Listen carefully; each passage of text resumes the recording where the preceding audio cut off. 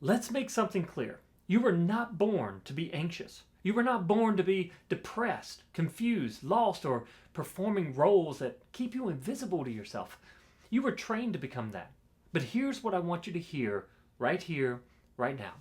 You were also born with the power to untrain yourself, to unlearn the lies, to burn the labels, to break the patterns, and to rise. Not as a version of yourself that makes others comfortable, but as who you truly are. This isn't just another motivational video. This is a spiritual jailbreak, because this week we're starting something new, a liberation series. 7 truths, one for every day, that will walk you out of the cage you were never meant to live inside. I'm Mike Oglesbee, and this is for the ones who know you are not your pain, you are not your programming, you are power, buried. Let's set it free. We've all played the role, the strong one, the funny one, the fixer, the achiever, the peacekeeper, the good girl, the tough guy, the perfect partner.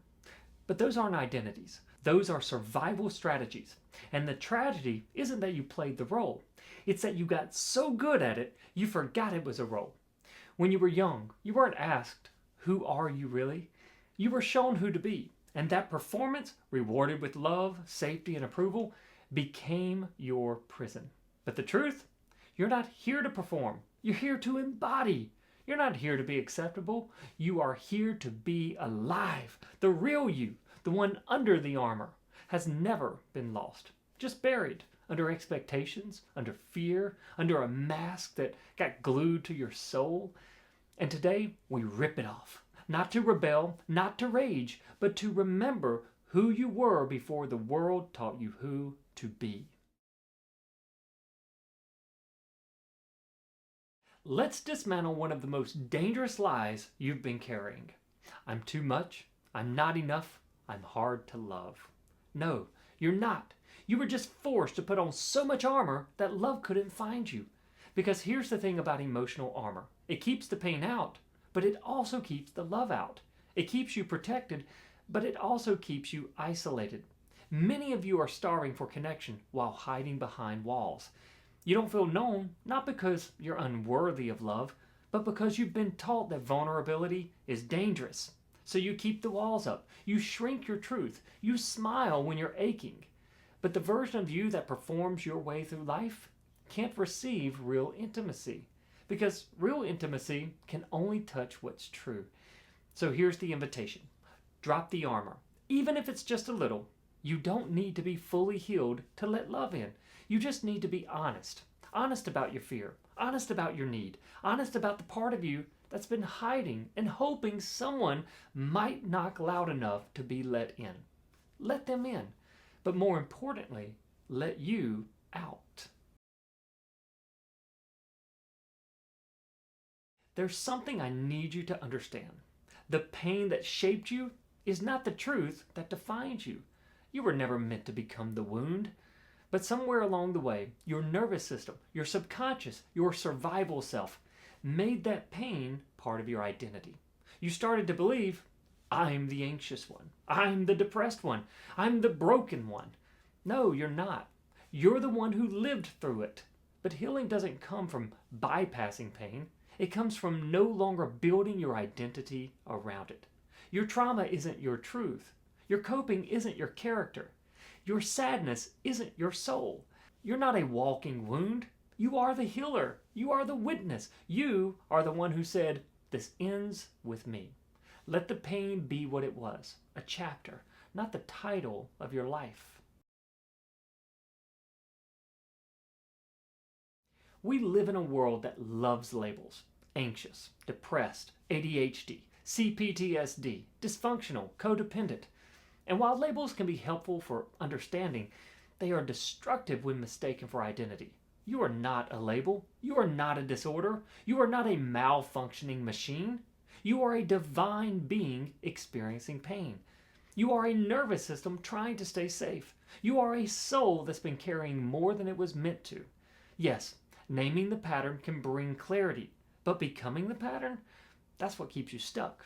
You are not stuck because you're disordered. You're stuck because your programming has never been updated. This is why my work with clients focuses not on treating the disorder, but on reprogramming the belief system. Because you're not broken, you're patterned. And what was installed can be uninstalled. You are not the label, you are liberation in motion. Let's talk legacy. Not the kind you build with money, but the kind you pass through energy, emotion, and identity. You didn't just inherit your eye color or your last name. You inherited pain, beliefs, patterns, silent contracts. Maybe you were raised in dysfunction and called it normal. Maybe you watched your parents abandon themselves and learned to do the same. Maybe you were told that you had to earn love, prove worth, suppress truth. But now it's your turn to end it. You are the pattern breaker, the emotional alchemist, the one who stops passing down shame and starts passing down sovereignty. Is it hard? Yes. Sometimes it can be extremely difficult. But do you know what's harder? Spending your whole life repeating a story that was never yours to begin with. I often say that staying the same when you're unhappy or unfulfilled is much harder than doing the work it takes to change. You are not too broken to change. You are the one who changes everything.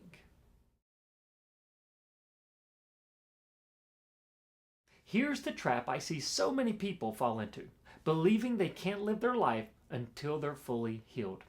That's spiritual perfectionism, and it's just another performance. Healing is not a prerequisite for worth. It's not a finish line you have to cross before you're allowed to be happy.